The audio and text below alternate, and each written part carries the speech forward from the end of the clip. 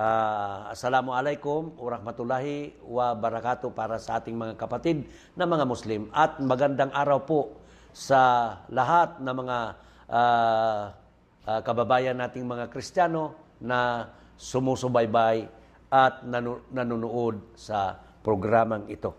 Ang pangalawang tanong na bigyan natin ng kasagutan, ito po ay ang tanong na, was Allah ever born? Ang Allah ba o ang tagapaglikha ba ay ipinanganak?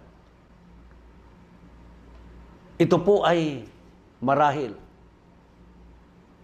marami ang nagtataka at maraming nagtatanong ng mga Kristiyano, maybe in our present generation, those Christians who have no deep knowledge about Christianity and about the Bible, marahil ito ang katanungan. Kasi nanggaling ito sa labas,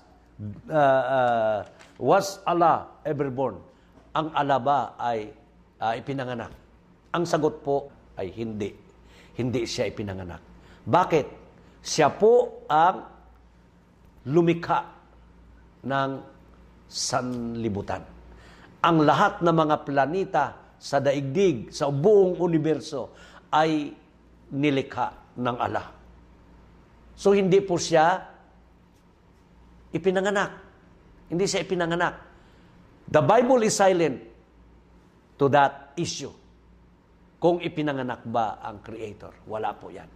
Wala po. Hindi po makikita sa Biblia na siya ay ipinanganak.